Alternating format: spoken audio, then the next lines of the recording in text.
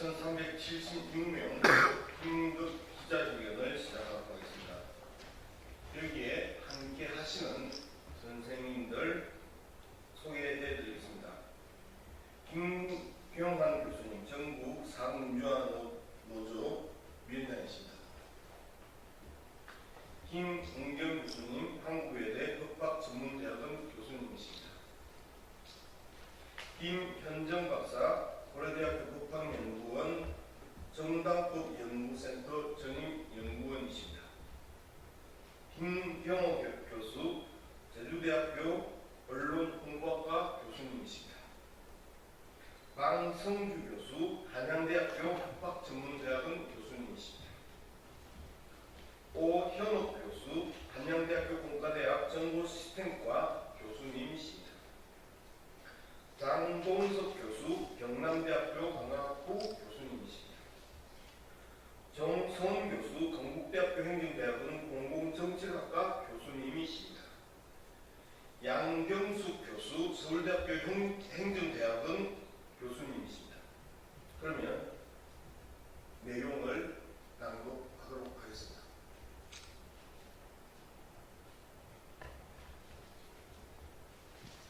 사법부의 정치 개입을 강력히 규탄하며 내란 세력의 단죄를 촉구하는 전국 교수자 긴급 기자회견.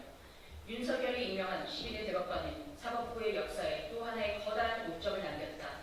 대법원은 왜 헌법이 부여한 정치적 중립성을 스스로 저버리고 대선에 개입하는 잘못되고 위험천만한 길을 택했는가? 2025년 5월 1일 조희대 대법원장이 주재한 대법원 전원합의체는 민주당 대선 후보로 선출된 이재명이 공직선거법 위반죄에 대하여 10년 뒤 무죄를 선고한 원심 판결에 대해 위죄 취지로 파기환송했다. 이는 항소심 판결 선고 이후 불과 36일 만의 결정으로 법률적 논의의 깊이나 정당한 사법 절차를 전면적으로 무시한 극히 이례적인 판결이다. 대법원은 2심의 법리적 판단을 전면 부정하고 새로운 법리를 자의적으로 적용하였으며 심지어 기존 대법원 판례와도 명백히 충돌하는 결정을 내렸다. 이번 파기환송 결정은 단순한 법리 판단을 넘어 12.3 내란 사태의 연장선에서 정치적 목적을 가진 사법행위로 볼 수밖에 없다.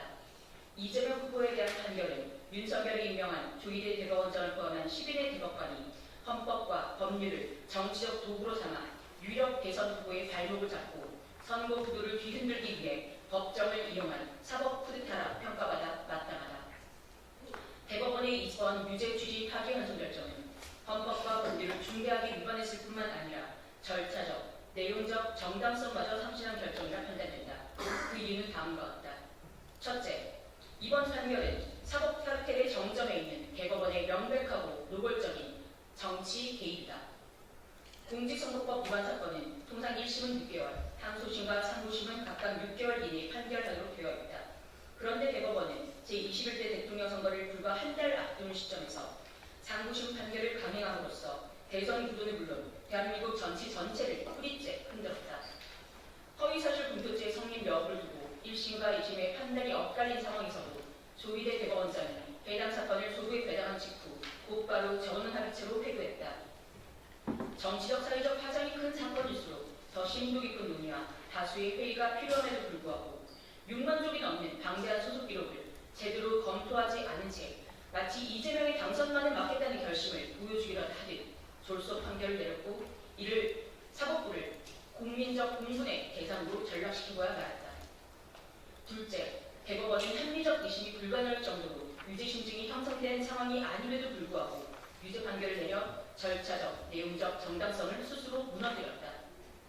대법원은 이번 판결에서 공직선거법상 허위사실 공표죄를 선거인의 관점에서 판단해야 한다고 밝히면서도 실제로는 선거인의 객관적 관점이 아닌 대법관들의 주관적 판단에 근거해 유죄를 예단했다.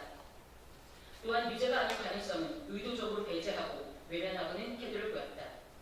어떤 견해나 주장이 허위사실 공표죄를 구성하는지는 검사가 객관적 사실에 입각해 이를 입증해야 하며 범죄 성립 여부가 처음부터 명확하지 않을 경우 법률적인 해석과 적용 역시 피고인에게 불리하지 않도록 엄격하게 이루어져야 한다. 확실한 증거가 없는 상태에서 유죄 판결이 내려져서는 안 되는 이유다. 공직선거법 제250조 제1항은 후보자 본인과 관련된 허위사실을 공표하는 경우를 처벌 대상으로 규정하고 있다. 따라서 공표된 내용이 그 내용이 누구나 보아도 객관적으로 명백하게 허위일 경우에만 해당된다고 본 것이 타당하며 이는 해당 조항을 해석 적용할 때 반드시 지켜야 할 엄격한 기준이다.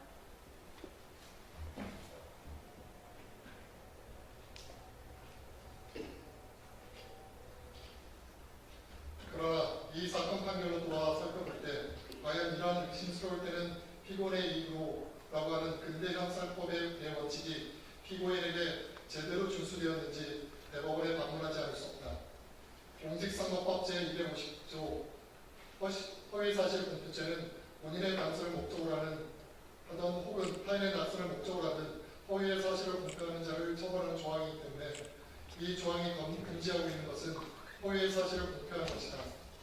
허위의 사실과 진실한 사실은 양립 불가능하기 때문에 원칙적으로 허위면 진실이 아니고 진실이면 허위일 수 없다. 그러나 허위의 사실이 무엇이고 진실한 사건이 무엇인가는 그렇게 일도 양단식으로 명백하게 비교될 수 있는 것은 아니다. 이 관점에서 주목해야 할 점은 공표된 사실이 허위 사실에 해당하는지를 판단할 때에는 그 내용 전체의 취지를 살펴봐야 한다는 것이다.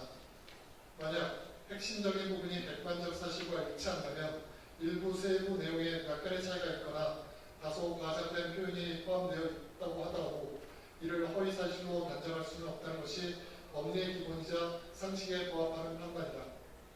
그런데 대법원은 허위와 진실을 구별하는 데 있어서 자의적인 판단을 내렸을 뿐만 아니라 이 사건과 관련된 소송 기록이나 증거조차 충분히 검토하지 않은 채 속전속결로 결론을 내리려 했다. 결국 1심과 2심 중 하나를 단순히 선택하는 식의 양자택일에 그치며 사실 판단에서도 중대한 오류를 범한 것으로 보인다. 우리 교수 연구자들은 선거인의 한 사람으로서 대법원 판결 전문을 직접 확인하였다. 그러나 피고인이 한 발언을 허위사실로 단정할 만한 증거는 존재하지 않는다고 판단한다. 공직선거법 제250조 제1항의 입법 취지에 비춰보면 어떤 사실에 대해 피고인이 그 일부를 감추었거나 허위의 내용을 덧붙였거나 또는 분식, 과장, 윤색 등의 표현을 사용했다 하더라도 그것이 선거인의 공정한 판단을 오도할 정도로 객관적 사실에 대해 고의적이고 의도적인 허위 표현으로 인정되지 않는 한 이를 허위사실 공표죄로 볼 수는 없다. 그럼에도 불구하고 유죄 취지의 파기환송 판결을 내린 조희대의 대법원은 공직선거법 제250조 제1항에 허위라는 문헌이 허용되는 해석의 한계를 넘어 그 의미를 지나치게 확장시킴으로써 근대 형법의 최고 원리라고 할 수 있는 죄형 법정주의를 위헌했다는 국민적 비판을 면하기 어려울 것이다. 셋째, 대법원은 이재명 후보의 두 가지 발언에 대해 확실한 증거도 없이 전후 맥락을 무시한 채 판단했을 뿐만 아니라 다른 해석의 가능성마저 모두 배제하고 이를 허위사실 공표죄로 단정하여 유죄 취지로 원심을 파기환송했다. 이번 판결에는 조기 대선을 앞두고 이재명 후보의 피선거권을 사실상 박탈하려는 순환 의도가 드러나 있다. 이는 대한민국의 주권은 국민에게 있고 모든 권력은 국민으로부터 나온다는 헌법 제1조 제2항의 명문 규정과 국민의 대표는 유권자인 국민이 스스로 선택해야 한다는 민주선거의 원칙에 정면으로 우대된다. 나아가 유권자의 자유로운 선택권을 사전에 박탈하는 것으로서 그 자체로 명백히 위헌적 행위이다.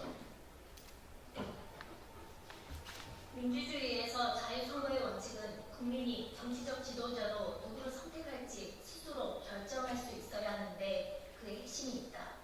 이런 원칙은 최대한 존중되어야 마땅하다. 그러나 대법원은 이재명 후보가 중범죄들을 저지른 것처럼 몰아가며 유죄 취지의 파기환송 판결을 내리고 당선 무효형 확정을 통해 그의 피선거권을 사실상 박탈하려는 의도를 드러냈다. 이어 대법원 선고가 내려진 단 하루 만에 사건을 넘겨받은 환송법원인 서울고등법원은 재판부 배당부터 정광석화처럼 환송심 절차를 밀어붙이기 시작했다. 하지만 국민들의 여러와 같은 반대에 직면하면서 결국 공판 기일을 대선 이후인 6월 18일로 연기하게 되었다. 이는 사법부의 쿠데타 시도에 맞선 국민의 승리라 할 수 있다. 다만 사법부의 정말로 끝난 것인지에 대해서는 여전히 지켜볼 필요가 있다. 공정한 선거를 보장하기 위해서는 유권자에게 후보자에 대한 보다 정확한 정보가 제공되어야 한다.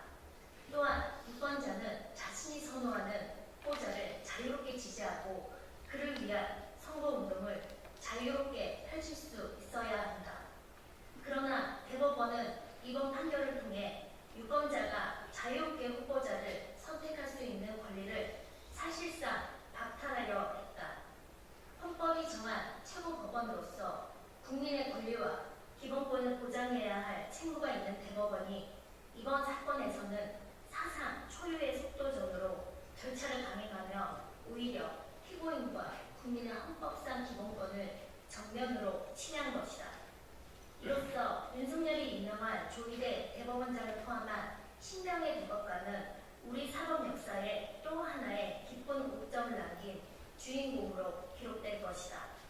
대다수의 법학자와 법률가들이 이재명 후보에 대한 무죄 판정을 당연하게 보는 상황에서 대법원은 국민의 법 감정과 상식의 정면으로 반하여 헌정 사상의 시계를 거꾸로 되돌리는 행위적 판결을 강행했다.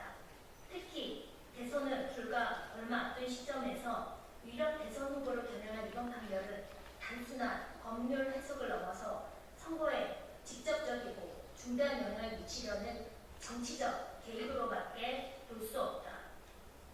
이는 사법의 독립성과 정치적 중립성을 스스로 무너뜨린 중대한 함정 파괴이며 국민 주권과 민주주의에 대한 정면 도전이다.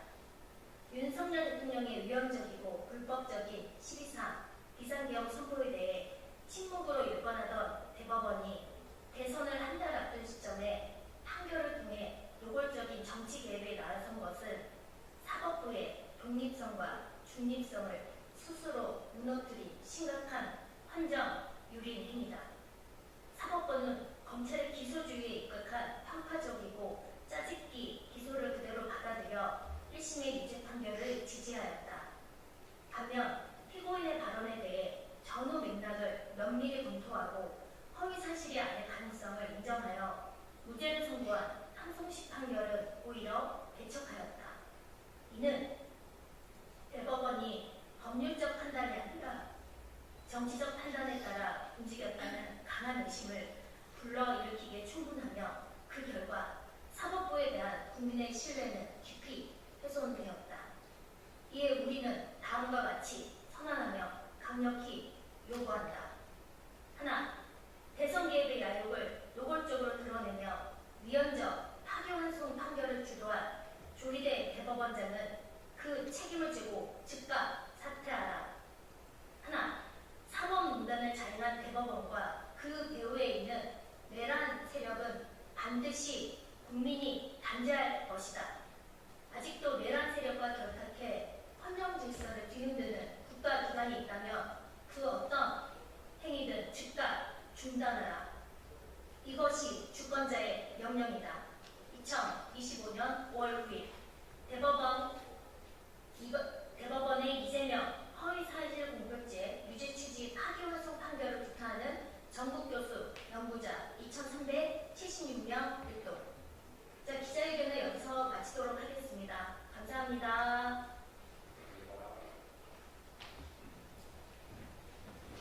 수고하셨습니다.